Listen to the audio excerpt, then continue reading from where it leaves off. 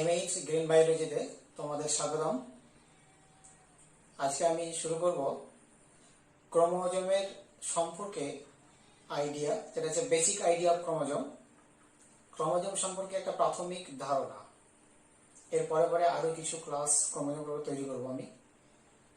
তো আমার ক্লাস যদি ভালো লেগে থাকে তাহলে লাইক করো, শেয়ার করো বন্ধুদের, এবং চ্যানেলটিকে সাবস্ক্রাইব করো।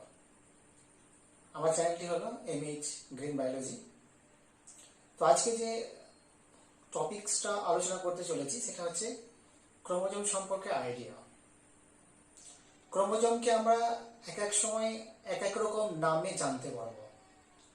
যেমন অনেক আগে থেকে স্টাডি হয়ে থাকবে, সেটা যেমন কার্বনের রূপভেদ। কার্বনকে বিভিন্ন রূপভেদে দেখা যায়। কয়লা, কার্বন ডাইঅক্সাইড, ঝুল বা ভূষাকালি, গ্রাফাইট, হীরক, বিভিন্ন রূপে পাওয়া যায়। ঠিক ক্রোমোজোমকে তার এক একটা সময় অনুযায়ী বা এক একটা দশা অনুযায়ী বা এক একটা স্টেজ অনুযায়ী তাকে বিভিন্ন নামে আমরা জানতে পারি। যেমন কখনো কখনো আমরা নাম জেনে থাকবো ক্রোমাটিন সূত্র বা ক্রোমাটিন ফাইবার, কখনো জানবো ক্রোমোজোম বা ক্রোমোজোমের ভৌত গঠন, আবার কখনো দেখবো যে তার নাম অনেক সময় দেখা যাচ্ছে মেটাফেজ ক্রোমোজোম, বা কখনো মোনাড বা কখনো ডায়াড। এক এক সময় এক এক রকম অবস্থায় তার বিভিন্ন স্টেজে তার অ্যাক্টিভিটি অনুযায়ী নামগুলো পাওয়া যায়। তো এই যে ক্রোমোজোমটা আসলে কি? ক্রোমোজোমটা হচ্ছে যে কোষের নিউক্লিয়াসে অবস্থিত একটা সূত্রাকার বস্তু, বা সুতোর ন্যায় বা জালকের ন্যায়, বা জলজ পরিবেশে যেমন শ্যাওলা ভেসে বেড়ায় সূত্রাকার অবস্থায়, ফাইবার অবস্থায়। এইরকম একটা গঠন নিউক্লিয়াসের মধ্যে দেখা যায়। যখন কোষটা ইন্টারফেজ অবস্থায় অবস্থান করে তখন এরকম সূত্রাকার দশাগুলো নিউক্লিওপ্লাজমে ভাসমান অবস্থায় পাওয়া যায়। এই সূত্রাকার অংশগুলোকে বলা হয় ক্রোমাটিন ফাইবার। তাহলে সেল যখন ইন্টারফেজ দশায় আছে তখন এই নিউক্লিয়াসকে এরকম কিছু সূত্রাকার বস্তু দেখা যাবে, যেগুলো সূত্র অবস্থায় নিউক্লিওপ্লাজমে ভাসমান। তখন এদের বলা হয় ক্রোমাটিন ফাইবার।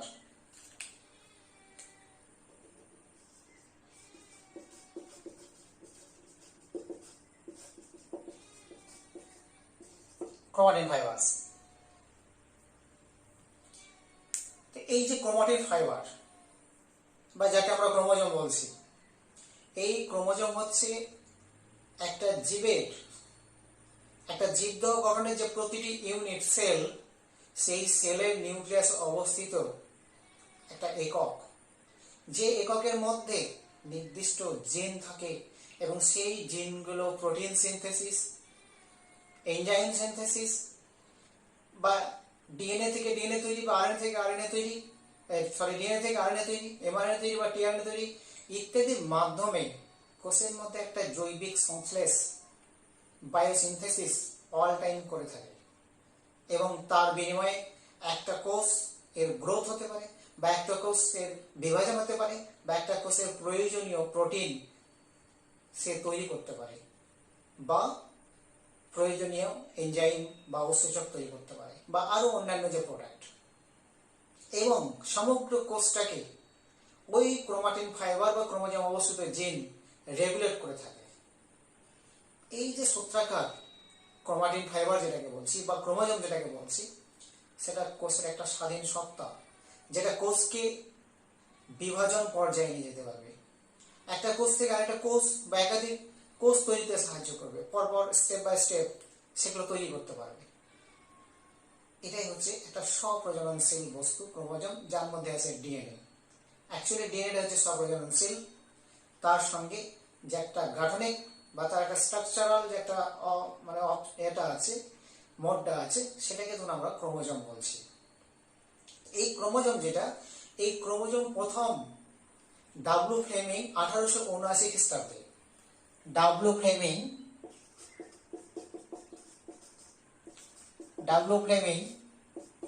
1879 খ্রিস্টাব্দে কোষের মধ্যে প্রথম পর্যবেক্ষণ করেন এবং তিনি নামকরণ করেন ক্রোমাটিন ফাইবার। তিনি নামকরণ করেন ক্রোমাটিন বা ক্রোমাটিন ফাইবার।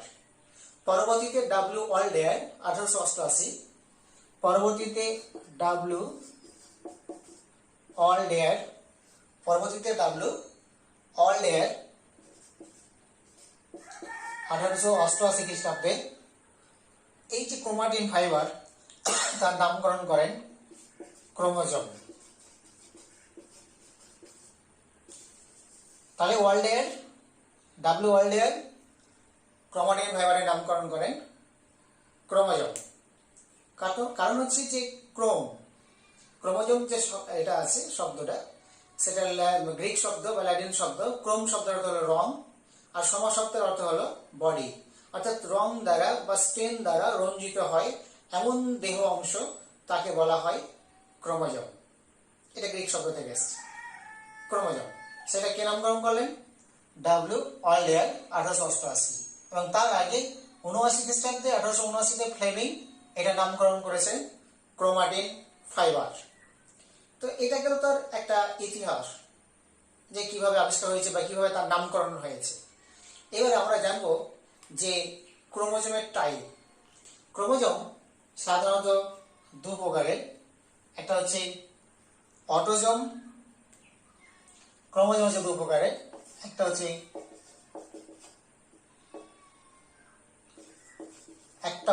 অটোজোম আর একটা প্রকার হচ্ছে সেক্স ক্রোমোজোম বা অ্যালোজোম।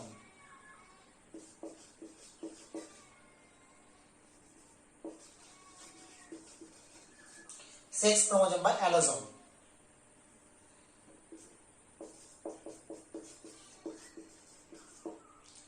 অটোজোম এবং সেক্স ক্রোমোজোম। মানুষের প্রতিটা কোষে ডিপ্লয়েড সেটে মোট ক্রোমোজোম সংখ্যা হচ্ছে 23 জোড়া বা 46টি। এই 46টির মধ্যে অটোজোম হচ্ছে 44টি আর সেক্স ক্রোমোজোম হচ্ছে 2টি, দিয়ে মোট হচ্ছে 46টি। এই যে অটোজোম হচ্ছে জীব দেহ গঠন, অর্থাৎ প্রতিটা কোষের মধ্যে যে অটোজোম রয়েছে সেই অটোজোম সেই জীবের দেহ গঠন, দেহের যে স্ট্রাকচার, কঙ্কালতন্ত্র বা যে সিস্টেমগুলো আছে, reproductive system, blood vessel, vascular system, heart বা এক্সক্রিটরি সিস্টেম, যত সিস্টেম আছে আমাদের শরীরে, সেই সমস্ত সিস্টেমের প্রত্যেকটা গঠন,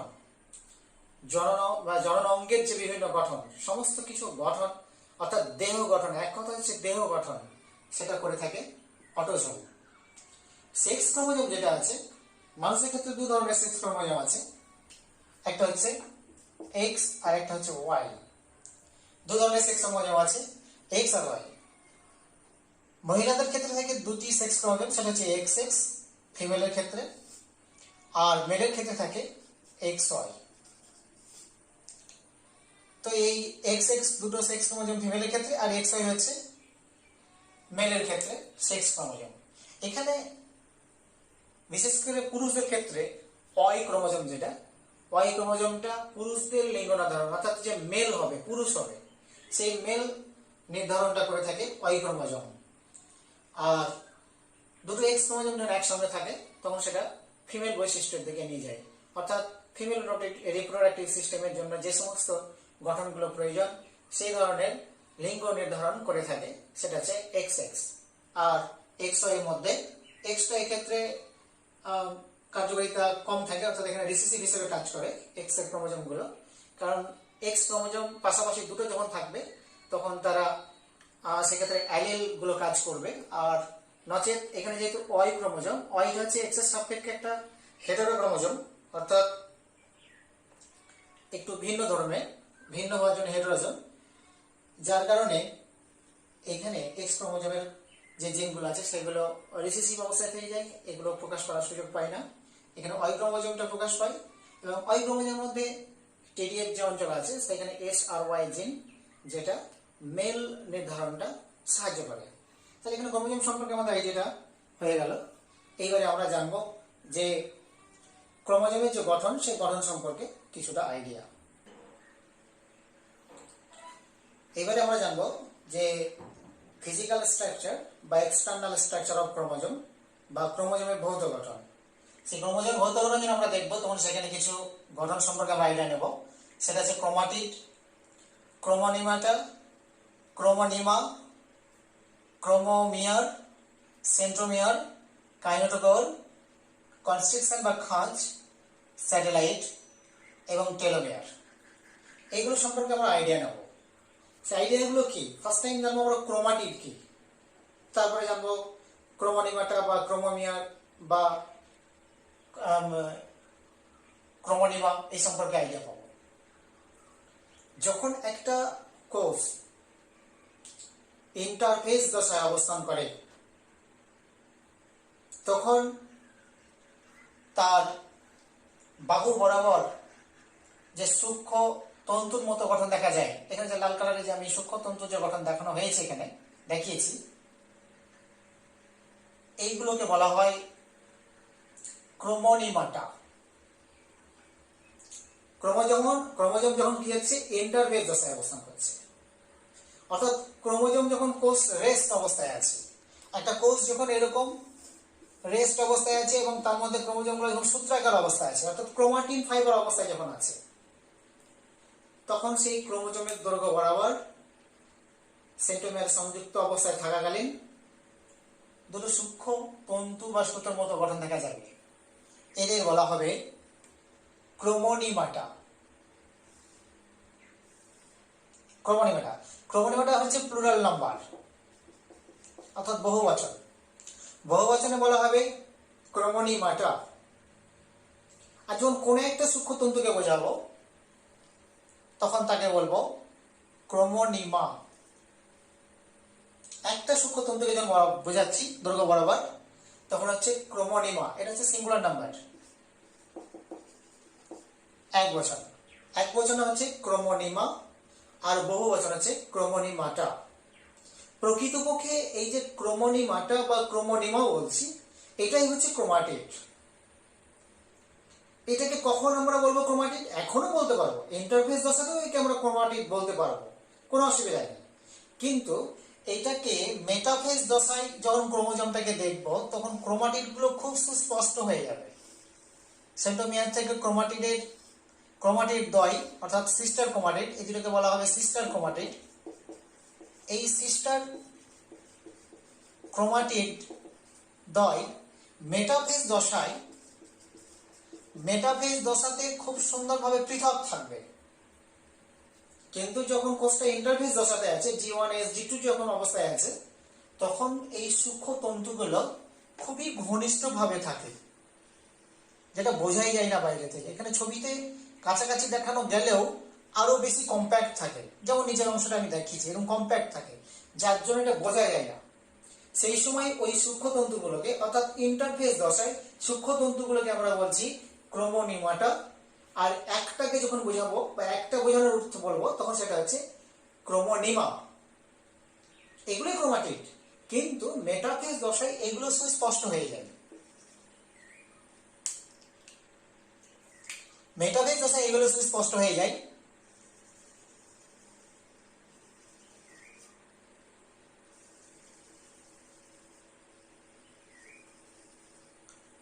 যার জন্য তখন এদের আমরা বলছি ক্রোমাটিড। তাহলে ক্রোমাটিড সম্পর্কে আইডিয়া হলো। সেটা ইন্টারফেস দশাতে আমরা ক্রোমাটিড বলতে পারি, আবার মেটাফেজ দশাতে ক্রোমাটিড বলতে পারি, এদেরকেও আমরা ক্রোমোনিমাটা বলতে পারি, কোনো অসুবিধা নেই। কিন্তু সাধারণত ইন্টারফেস দশায় খুব সূক্ষ্ম অবস্থায় থাকে, সেই জন্য যেভাবে বলা হয় ক্রোমোনিমাটা, এবং তার একটাকে বোঝালে বলা হবে ক্রোমোনিমা। আর এটা মেটাফেজ দশায় খুব সুস্পষ্ট হয়ে যায় এবং খুব পৃথক গঠন তৈরি করে। সিস্টার ক্রোমাটিড দ্বয়টি খুব সুস্পষ্ট বোঝা যায়, যার জন্য এটাকে বলা হচ্ছে ক্রোমাটিড। অর্থাৎ এটা হচ্ছে পরস্পরের সিস্টার ক্রোমাটিড। মাঝখানে এখানে সেন্ট্রোমিয়ার ক্রোমাটিড দ্বয়কে ধরে রেখেছে। তাহলে একটা পোর্শন গেল ক্রোমাটিড। নেক্সট হচ্ছে ক্রোমোমিয়ার। ক্রোমোমিয়ারটা আর কিছু না, ক্রোমোমিয়ার হচ্ছে এই যে ক্রোমোনিমা সূত্রের মাঝখানে জায়গায় জায়গায় গোল পুঁথির দানার মতো দেখাচ্ছে, গোল পুঁথির দানার ন্যায় দেখাচ্ছে, সেইগুলো হচ্ছে ক্রোমোনিমা, ক্রোমোমিয়ার। তাহলে ক্রোমোনিমা সূত্র বরাবর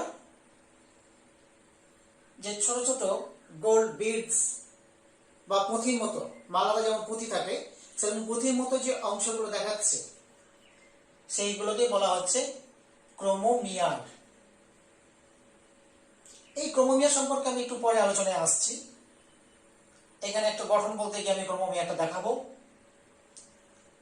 নেক্সট হচ্ছে সেন্ট্রোমিয়ার, এটা আগে আলোচনা করে নিই এই কটা অংশ। তারপর ক্রোমোমিয়ার সম্পর্কে আমরা একটা টোটাল ক্রোমোমিয়ারের কেমিক্যাল স্ট্রাকচার সম্পর্কে বা তা আসলে কি গঠনটা বা বিডস বা যে পুঁথি বলছি সেটা আসলে কি সেটা নিয়ে লাস্টে বলছি। সেন্ট্রোমিয়ার হচ্ছে যে ক্রোমোজোমের, তার আগে আমাদের জানতে হবে খাঁজ, কনস্ট্রিকশন বা খাঁজ। ক্রোমোজোমের খাঁজ থাকতে পারে একাধিক, এক বা একাধিক, একটি থাকতে পারে, একাধিক থাকতে পারে। যদি কোনো ক্রোমোজোমের দৈর্ঘ্য বরাবর একটি খাঁজ থাকে তখন তাকে আমরা বলবো প্রাথমিক খাঁজ। যেমন এটা একটা খাঁজ আছে, এই খাঁজটাকে আমরা প্রাথমিক খাঁজ বা প্রাইমারি কনস্ট্রিকশন বলবো, প্রাথমিক খাঁজ বা প্রাইমারি কনস্ট্রিকশন। যে খাঁজের মধ্যে সেন্ট্রোমিয়ার অবস্থান করবে, তাহলে প্রাথমিক খাঁজটাকে বলে এটা বুঝতে পারবো যে যে খাঁজের মধ্যে একটা ক্রোমোজোমে যদি একাধিক খাঁজ থাকে তাহলে যে খাঁজের মধ্যে সেন্ট্রোমিয়ার অবস্থান করবে সেটাকে আমরা বলবো প্রাথমিক খাঁজ। আর তা ব্যতীত যদি আরো এক বা আরো একাধিক খাঁজ যদি থাকে তাহলে প্রাথমিক খাঁজের পরবর্তী যে খাঁজ থাকবে তাকে আমরা বলবো গৌণ খাঁজ। তারপরে যদি আরো কোনো খাঁজ থাকে তাহলে তখন তাকে আমরা বলবো প্রগৌণ খাঁজ। তাহলে এখানে যে ক্রোমোজোমটা আঁকা হয়েছে সেখানে একটা প্রাথমিক খাঁজ আছে যেখানে সেন্ট্রোমিয়ার অবস্থান করছে। এখানে যে চাকতি বা ডিস্কের ন্যায় যে প্রোটিনের গঠন সেটা হচ্ছে সেন্ট্রোমিয়ার। এই সেন্ট্রোমিয়ার সংযুক্ত যে খাঁজ আছে সেটা ব্যতীত আরো একটা খাঁজ দেখা যাচ্ছে, সেই খাঁজটাকে আমরা বলছি গৌণ খাঁজ বা সেকেন্ডারি কনস্ট্রিকশন।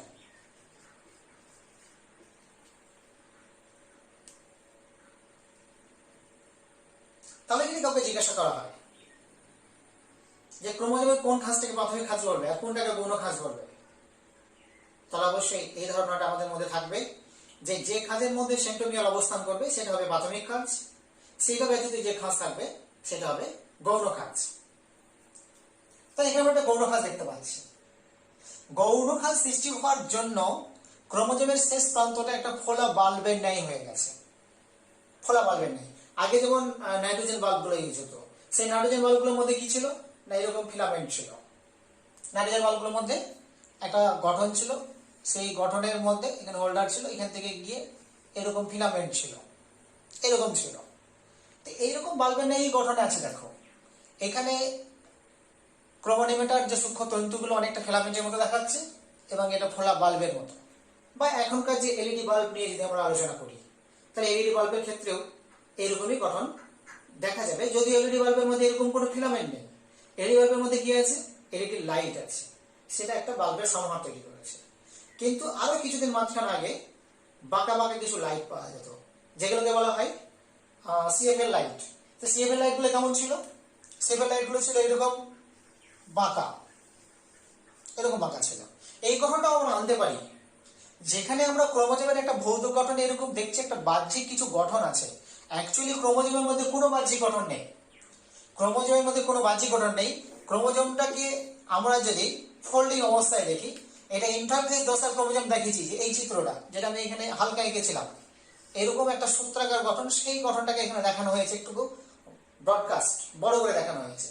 কিন্তু এটাকে অ্যাকচুয়ালি ক্রোমোজোমকে যখন আমরা প্রোফেজ বা মেটাফেজ দশায় যাব তখন ক্রোমোজোমের যে স্ট্রাকচারটা থাকবে সেটা হচ্ছে এইরকম সুপার কয়েলড। ওই যে ক্রোমোনিমার যে সূক্ষ্মতন্তুগুলো অ্যাকচুয়ালি এরকম সুপার কয়েলড করে থাকবে।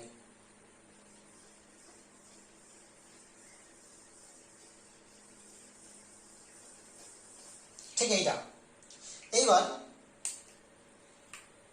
এখানে যদি আমরা এই ক্রোমোজোমের এটাকে প্রাথমিক খাঁজ বলে থাকি, তাহলে এখানে সেন্ট্রোমিয়ার থাকবে, আর এটা যদি গৌণ খাঁজ হয় তাহলে দেখো এই অংশটা সিএফএল বাল্বের মতো বাঁকা বাঁকা।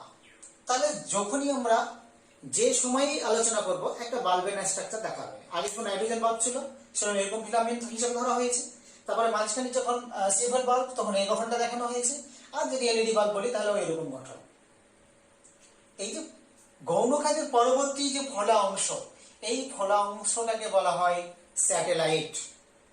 ফলা অংশটাকে বলা হয় স্যাটেলাইট, এখানে আমার লেখা আছে ফলা অংশটাকে বলা হচ্ছে স্যাটেলাইট। ফলা অংশটাকে বলা হচ্ছে স্যাটেলাইট। এখন কোন ক্রোমোজোমে যদি গৌণ খাঁজ থাকে আর গৌণ খাঁজ পরবর্তী অংশ যেটা থাকবে সেটাকে আমরা বলবো স্যাটেলাইট। আর এই স্যাটেলাইট যুক্ত ক্রোমোজোমকে বলা হয় স্যাট ক্রোমোজোম। স্যাট ক্রোমোজোম।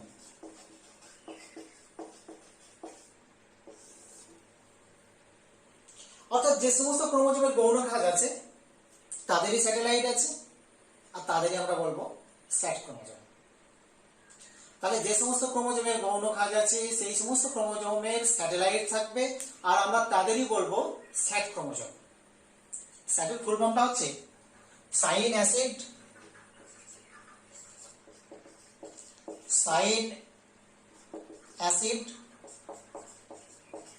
থাইমোনিউক্লিওনিকো। তাহলে স্যাটের ফুল ফর্ম হচ্ছে সাইন অ্যাসিড থাইমোনিউক্লিওনিকো।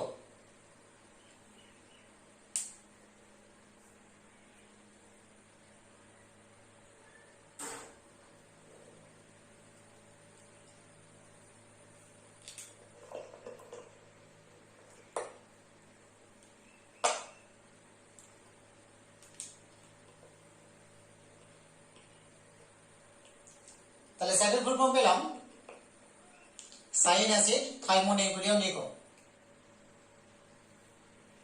এখন মানুষের ক্ষেত্রে গৌণ খাঁজ আছে এরকম ক্রোমোজোম সংখ্যা হচ্ছে 5টি। অর্থাৎ মানুষের স্যাট ক্রোমোজোম বা স্যাটেলাইট যুক্ত ক্রোমোজোমের সংখ্যা আছে 5। কোন কোন ক্রোমোজোম গুলো স্যাট ক্রোমোজোম মানুষের ক্ষেত্রে?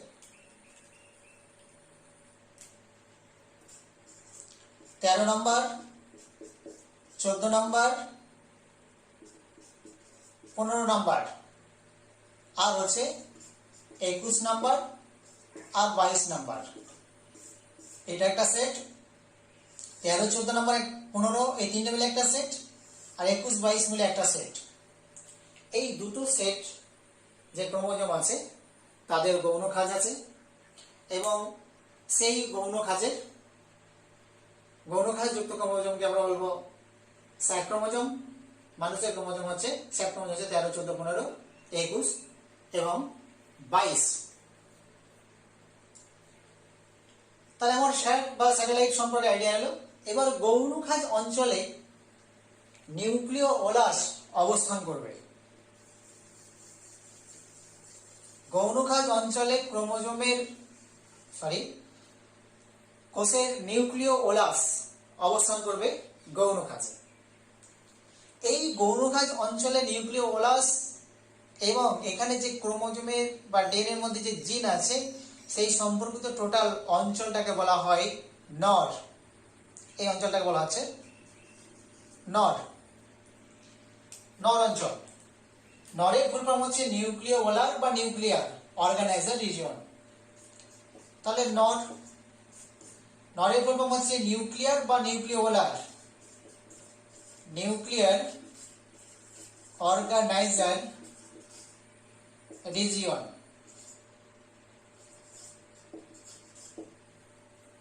তাহলে নর অঞ্চলটা কি? নর অঞ্চল হচ্ছে যে ক্রোমোজোমের গৌণ খাঁজ তার সঙ্গে নিউক্লিয় ওলাস সংযুক্ত হয়ে একটা অঞ্চল সৃষ্টি করে, যে অঞ্চলটা বলা হয় নর। নরের কাজ কি? নরের কাজ হচ্ছে যে এইখানে যে জিনগুলো আছে গৌণ খাঁজের সংলগ্ন যে ডিএনএ বা ক্রোমোজোম আছে তার যে কিছু জিন আছে সেই জিনগুলো নিউক্লিয় ওলাসকে সিগন্যাল দেয়।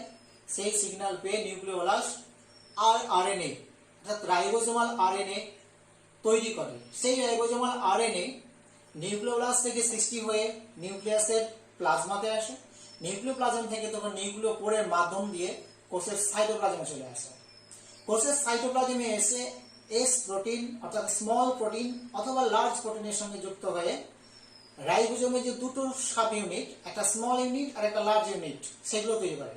যদি আরএনএ এস প্রোটিনের সঙ্গে যুক্ত হয় তাহলে তৈরি হবে small subunit of ribosome, আর যদি লার্জ প্রোটিনের সঙ্গে যুক্ত হয় তাহলে হবে large subunit of ribosome. এই সম্পর্কে আমাদের রাইবোজোম ক্লাসে টোটাল ইনফরমেশন দেওয়া আছে, এখানে জাস্ট টাচ করে দিলাম। এটা গেল আমাদের স্যাটেলাইট, নরঞ্চল, আর লাস্ট হচ্ছে টেলোমিয়ার। ক্রোমোজোমে যে দুটো প্রান্ত আছে, এই দুটো প্রান্তকে বলা হয় টেলোমিয়ার। টেল অর্থাৎ এন্ডিং, ক্রোমোজোমের এন্ড অবস্থা, প্রান্ত, সেটা হচ্ছে আমরা বলছি টেলোমিয়ার।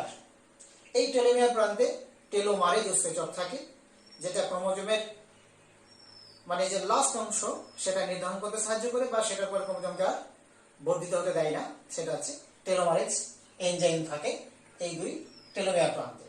এইবারে আমরা আসবো যে জায়গাটা ঘুরে, সেটা হচ্ছে যে কিছুটা হচ্ছে কেমিক্যাল স্ট্রাকচার সম্পর্কে কিছুটা আইডিয়া, এবং এখানে যে ক্রোমোমিয়ার সম্পর্কে আমি যেটা বলেছি সেটা, যদিও পরবর্তী আরেকটা ক্লাস বানাবো যেখানে পুরো কেমিক্যাল স্ট্রাকচার সম্পর্কে বলা থাকবে, কিন্তু এখন এখানে যে ক্রোমোমিয়ার একটা টার্ম আমি বলেছি সেইটা সম্পর্কে ব্যাখ্যা দিতে গিয়ে আমার একটা কেমিক্যাল স্ট্রাকচার সম্পর্কে ব্যাখ্যা দেওয়া হবে।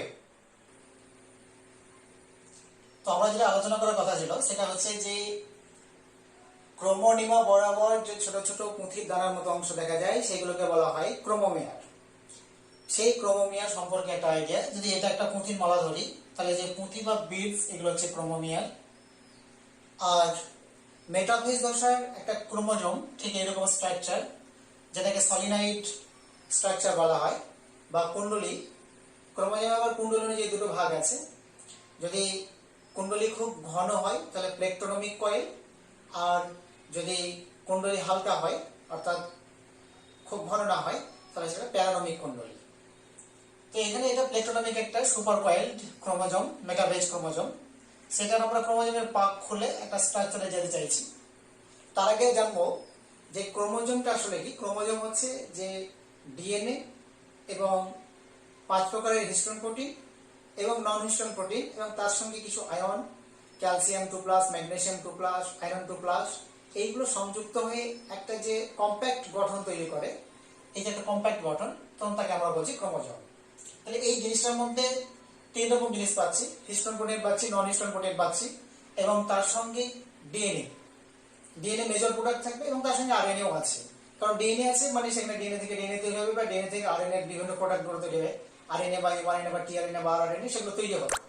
তো এই মিলিয়ে হচ্ছে একটা কম্প্যাক্ট গঠন ক্রোমোজোম। হিস্টোন প্রোটিন 5 প্রকারের, H1, H2A, H2B, H3, H4, যার মধ্যে H1 বাদে H2AA, H2B, H3 এবং H4 এরা সংযুক্ত হয়ে একটা গঠন তৈরি করে, তাকে হিস্টোন অক্টামার বলা হয়, সেটা আমি পরে আসছি। আর নন হিস্টোন প্রোটিনের মধ্যে হচ্ছে স্ক্যাফোল্ড প্রোটিন আর high mobility group of protein. এই দুই প্রকারের প্রোটিন আছে যারা নন হিস্টোন, অর্থাৎ স্ক্যাফোল্ড প্রোটিন এবং high mobility group of protein, এইগুলো অ্যাসিডিক নেচার। এই নন হিস্টোন প্রোটিনগুলো হচ্ছে অ্যাসিডিক নেচার, অ্যাসিডিক প্রপার্টি বা অ্যাসিডিক নেচার।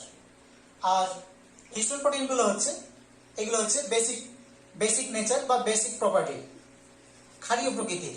এগুলো হচ্ছে বেসিক বা ক্ষারীয় প্রকৃতির, আর নন হিস্টোনগুলো হচ্ছে অ্যাসিডিক প্রকৃতির। এবং তার সঙ্গে ডিএনএ, যেটা ডিএনএটাও হচ্ছে অ্যাসিডিক। ডিএনএ হচ্ছে অ্যাসিডিক, ডিএনএ অ্যাসিডিক কারণ ডিএনএ এর মধ্যে ফসফেট গ্রুপ আছে, যেটা ফসফেট গ্রুপটা সবসময় মাইনাস আয়ন দেবে, সেই জন্য এটা অ্যাসিডিক, অর্থাৎ H+ সবসময় ট্রান্সফার করবে, H আয়ন ছড়ার জন্য সেটা অ্যাসিডিক। আর এদিকে হিস্টোন প্রোটিনের মধ্যে আর্জিন, লাইসিন এবং হিস্টিডিন এই ধরনের যে অ্যামাইনো অ্যাসিডগুলো আছে সেই অ্যামাইনো অ্যাসিডগুলো হচ্ছে ক্ষারীয় প্রকৃতির, যার কারণে হিস্টোন প্রোটিন হচ্ছে ক্ষারীয় প্রকৃতির। এইবারে আসবো আমরা যে ক্রোমোমিয়ার অ্যাকচুয়ালি যে গঠন, সেই ক্রোমোমিয়ারটা কি। ক্রোমোমিয়ারটা হচ্ছে 4 প্রকার histone protein, H2A, H2B, H3 এবং H4। এই 4টে হিস্টোন প্রোটিন দুটো করে অর্থাৎ ডাইমার অবস্থায়।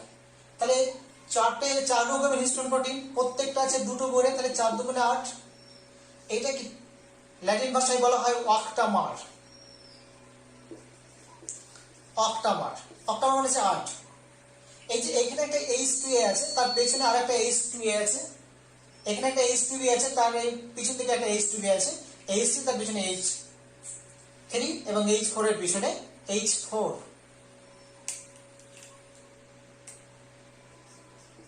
এর পিছনে H4। অর্থাৎ প্রত্যেকটা হিস্টোন প্রোটিন সামনে একটা মলিকিউল এবং তার পিছনে আরেকটা মলিকিউল ডাইমার অবস্থায় আছে। তাহলে 4 রকমের হিস্টোন প্রোটিন দুটো দুটো করে হলে তৈরি হয় অক্টামার। এই যে গঠনটা বর্তমানে দেখা যাচ্ছে, এই গঠনটাকে বলা হচ্ছে হিস্টোন অক্টামার। হিস্টোন অক্টামার, তাহলে এই গঠনটা হচ্ছে হিস্টোন অক্টামার। 4 প্রকার হিস্টোন প্রোটিন ডাইমার অবস্থায় আছে, যার জন্য আমরা বলছি হিস্টোন অক্টামার। এখন এই হিস্টোন অক্টামারের উপরে ডিএনএ, এই যে ডিএনএ কিন্তু এইগুলোর উপরে পাক জড়িয়ে আছে। কখনোই হিস্টোন অক্টামারের ভিতর দিয়ে, যেমন একটা পুঁথির মালা কি হয় ভিতরে ছিদ্র থাকে, সেটা দিয়ে সুতো বানানো থাকে, অ্যাকচুয়ালি এটা নয়।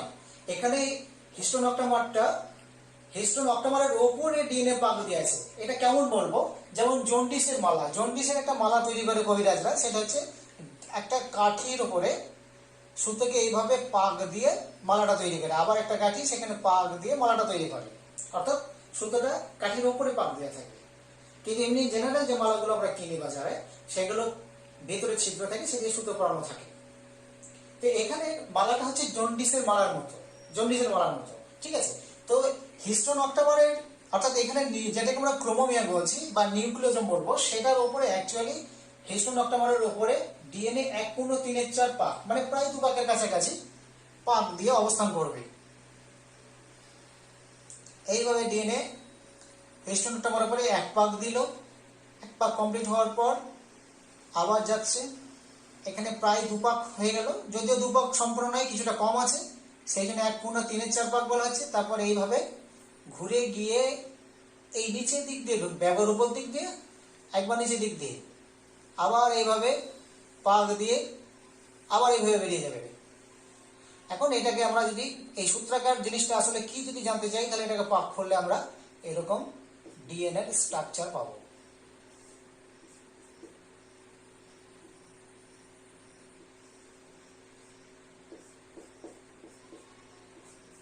এই সূত্রাকার যে গঠনটা পাক দিয়েছে সেটা আসলে হচ্ছে ডিএনএ, সেটা এখানে আমাদের প্রুফ হয়ে গেল। এখানে কত পরিমাণ পাক দিয়েছে, 1/3/4 পাক, প্রায় 15 পাক। তাহলে হিস্টোন অক্টামারের উপরে ডিএনএ যখন 1/3/4 পাক দিচ্ছে, পাক দেওয়ার পর যে গঠনটা তৈরি করছে, তখন তাকে আমরা বলবো নিউক্লিওজোম। অর্থাৎ এখানে এবার আমরা যোগ করব হিস্টোন অক্টামার প্লাস ডিএনএ, বা এটাকে ডিএনএটার নাম দিলে আরো বেটার হয়, ডিএনএটার নাম হচ্ছে নিউক্লিওজোমাল ডিএনএ। আচ্ছা, শুধু ডিএনএ বলি, ডিএনএ কত, 1/3/4 প্যাচ বা পাক, যেটার পরিমাণটা হচ্ছে 146 বেস পেয়ার বিপি। অর্থাৎ এখানে যে পরিমাণ ডিএনএটা পাক দিয়েছে, ডিএনএ এর পরিমাণটাকে বা ডিএনএ এর যে লেন্থ, দৈর্ঘ্য, সেই দৈর্ঘ্যকে মাপা হয় বেস পেয়ার দিয়ে, ঠিক আছে। 146 বেস পেয়ার ডিএনএ এখানে পাক দেওয়া আছে, দিয়ে যে গঠনটা তৈরি হবে হিস্টোন অক্টামার প্লাস ডিএনএ 1/3/4 পাক, সেই গঠনটাকে আমরা আবার এই কমপ্লিট এই গঠনটাকে আমরা বলবো নিউক্লিওজোম। তাহলে নিউক্লিওজোম মানে কি দাঁড়ালো? নিউক্লিওজোম মানে দাঁড়ালো হিস্টোন অক্টামার ছিল, সেই হিস্টোন অক্টামারের উপরে ডিএনএ 1/3/4 পাক দিল, যে ডিএনএ পরিমাণ হচ্ছে 146 বেস পেয়ার। এই কোশ্চেনগুলো কিন্তু জয়েন্ট এন্ট্রান্সে আসে, অর্থাৎ নিটে, যে ডিএনএ পাকের পরিমাণটা কত বা পাকে যে কতটা বেস যুক্ত ডিএনএ আছে সেটা হচ্ছে 146 বেস পেয়ার, ঠিক আছে। এই গঠনটাকে এখন আমরা বলছি নিউক্লিওজোম। তাহলে যেটাকে আমরা ক্রোমোমিয়ার বলছিলাম পুঁথির দানার মতো গঠন, সেটা অ্যাকচুয়ালি হচ্ছে নিউক্লিওজোম। ওকে, এবার এই নিউক্লিওজোমের সঙ্গে যখন হিস্টোন অক্টামার, তাহলে আমরা একের পর একটা করে স্ট্রাকচার পাচ্ছি। এখানে প্রথমে পেলাম হিস্টোন অক্টামার, যেটা হচ্ছে হিস্টোন প্রোটিনের সমন্বয়ে গঠিত। তার সঙ্গে ডিএনএ যুক্ত হয়ে তৈরি করলো নিউক্লিওজোম। এবার নিউক্লিওজোমের সঙ্গে যুক্ত হবে হিস্টোন 1, হিস্টোন 1 বাই H1 দিয়ে যে গঠনটা তৈরি করবে, হিস্টোন 1 যুক্ত হয়ে যে গঠনটা তৈরি করবে সেটা হচ্ছে, তখন এর নাম হয়ে যাবে ক্রোমাটোজোম। ক্রোমাটোজোম। তাহলে এখানে এইবারে এর বাইরে হিস্টোন 1 সংযুক্ত হলো, এটা হচ্ছে H1। H1 যখন নিউক্লিওজোমের সঙ্গে যুক্ত হয়ে যাচ্ছে তখন সেই গঠনটাকে আমরা বলছি ক্রোমাটোজোম। এখানে লেখাটা হয়তো ধরছে না, আমি মুছে লিখছি, এখানে লিখছি, সবচেয়ে বেটার হবে।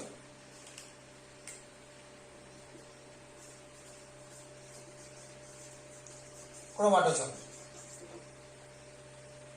তাহলে প্রথমে পেলাম হিস্টোন প্রোটিন দুটো করে ডাইমার অবস্থায় 4 রকম হিস্টোন প্রোটিন তৈরি করলে হিস্টোন অক্টামার।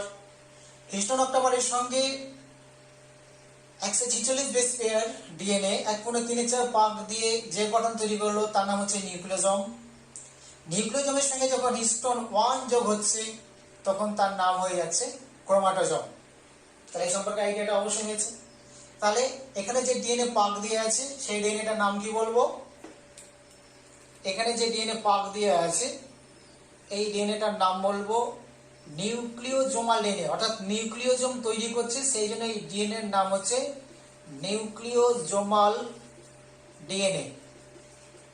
আর একটা হিস্টোন অক্টামারকে বা একটা নিউক্লিওজোমকে বা আর একটা পাশাপাশি নিউক্লিওজোমকে সংযোগ করছে যে ডিএনএ তাকে আমরা বলবো লিঙ্কার ডিএনএ। লিঙ্কার ডিএনএ দুটো নিউক্লিওজোমকে সংযোগ করছে যে পরিমাণ ডিএনএ, এখান থেকে এইটুকু, এই অংশ থেকে এই অংশ, এইটাকে আমরা বলছি লিঙ্কার ডিএনএ। আর যে পরিমাণ পাক জড়িয়ে থাকছে 146 বেস পেয়ার, সেটাকে আমরা বলছি নিউক্লিওজোমাল ডিএনএ। 146 বেস পেয়ার, এটাকে আমরা বলছি নিউক্লিওজোমাল ডিএনএ। নিউক্লিওজোমাল ডিএনএ। আর সর্বশেষ এই যে ডিএনএটাকে যদি আমরা পাক খুলি তাহলে ডিএনএ এরকম স্ট্রাকচার দেখতে পাবো। এই ডিএনএ এর ভিতরে আবার আছে নিউক্লিওটাইড বা নিউক্লিওসাইড। নিউক্লিওসাইড মানে হচ্ছে নাইট্রোজেন বেস আর সুগার নিউক্লিওসাইড, তার সঙ্গে যখন ফসফরিক অ্যাসিড যুক্ত হবে তখন হবে নিউক্লিওটাইড, অর্থাৎ নিউক্লিওটাইড অবস্থায় আছে। এই নিউক্লিওটাইডের কিছু কিছু দুটো তিনটে করে নিউক্লিওটাইড নিয়ে হচ্ছে একটা করে কোডন বা কোড তৈরি করবে এবং তিনটে করে কোডন এক একটা অ্যামাইনো অ্যাসিডের সংকেত পরিবহন করবে। তো এই পর্যন্ত, অর্থাৎ এই ডিএনএ এর মধ্যে এবার যদি আমরা কোনো জায়গাকে খুঁজি সেই জায়গাকে আমরা বলবো জিন, অর্থাৎ কোনো একটা অংশ যেটা হয়তো কোনো একটা প্রোটিন সিনথেসিস করছে, চোখের জন্য হয়তো রোডোপ্সিন প্রোটিন তৈরি করছে রেটিনা গঠনের জন্য, সেই অংশকে তখন আমরা বলবো যে এইখানের একটা গঠন, সেই গঠন যে কোনো একটা জায়গার গঠন হতে পারে, সেই গঠনকে তখন আমরা বলবো জিন। তাহলে আজ এই পর্যন্তই একটা বেসিক আইডিয়া ক্রোমোজোম সম্পর্কে দেওয়া হলো। পরবর্তীতে ক্রোমোজোমের যে রাসায়নিক গঠন আছে সেই রাসায়নিক গঠন সম্পর্কে আরো আলোচনা করবো।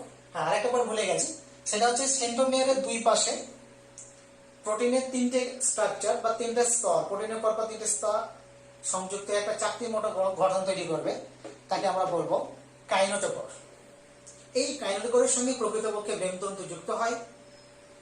কোষ বিভাজনের যখন মেগাফেজ দশা আছে তখন ক্রোমোজোমের এই কাইনোটোকরের সঙ্গে ব্রেনতন্তু যুক্ত হয়ে ক্রোমোজোমকে বিষুমঞ্জল বরাবর সজ্জিত করে এবং অ্যানাফেজ দশাতে এই সেন্ট্রোমিয়ার ভেঙে দিয়ে দুটো ক্রোমাটিডকে পৃথক করে নতুন দুটো ক্রোমোজোম সৃষ্টি করে। ওকে, আজ এই পর্যন্ত।